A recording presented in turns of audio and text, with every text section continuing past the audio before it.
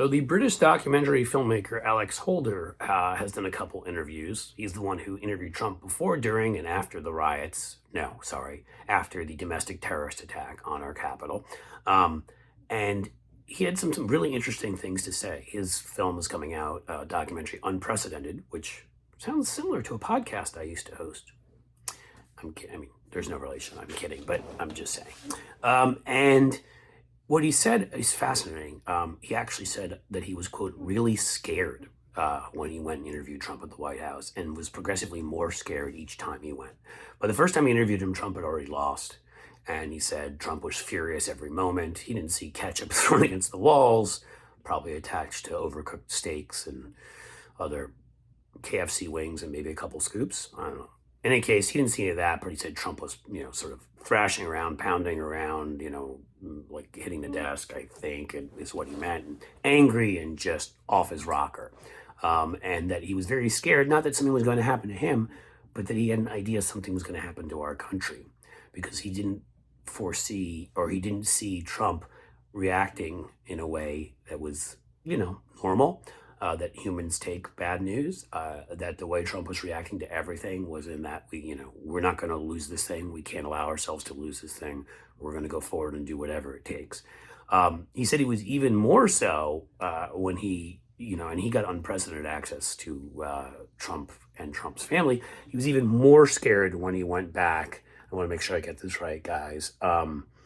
And because when he went and interviewed him again, that was after Attorney General Bill Barr, who of course did a lot of Trump's dirty work and lied about the Mueller report in his little memo and should still go to prison himself, but a topic for another time, came out and said that he had found no evidence of election fraud. And at that point, Trump went through the roof. That was when he threw that plate of food and wasted ketchup, perfectly good ketchup, on the walls. He was asked about Trump's temper, and he said, in the White House when he came in, he was furious, and I was very scared. I told you that already. Let's get to the more interesting part. He said he wasn't surprised at all, of course, that a couple weeks later there was a Capitol siege, that he could see in Trump's behavior that he was encouraging people to get more and more aggressive in denying the truth and attacking all of their perceived enemies.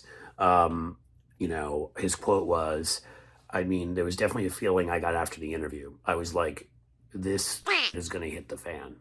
This is going to be a bad next few weeks. There was no question he was going to go full on. And we know, of course, what he did, which is there's a few Capitol police officers who are now dead. There's others who have lifetime scars, injuries, emotional scars. And there are people in our chain of command, including the vice president and House Speaker and others who almost died, not to mention many members of Congress, and an attack, we're talking about unprecedented, on our Capitol hadn't happened since the War of 1812. So, you broke some new ground there, Donnie. Good job. He also said that that the last time I went to see him, and this is the most pathetic part, is that Trump looked the most terrible. And you'd be like, oh my God, why? Did something happen to someone in his family? Or, was he upset? He'd heard about something terrible that happened, in the country to his fellow Americans. No, he was really, he looked terrible. And he said he put on a lot of weight. He was depressed and exhausted looking and just wacky and all over the place, incoherent, which, to be honest, sounds like his normal state, but because he'd been banned from Twitter. So banning him from Twitter was, as we think all expected, was the ultimate attack on Donald Trump's character and his sense of self. Again, I talked in that last video about TV being the thing that sustained Trump and that he believed in. Twitter's a pretty close second. It's connected. It's a place you get to perform for everybody and you get to say, look at me. And so basically, he actually compared this, Alex Holder, to going through withdrawal.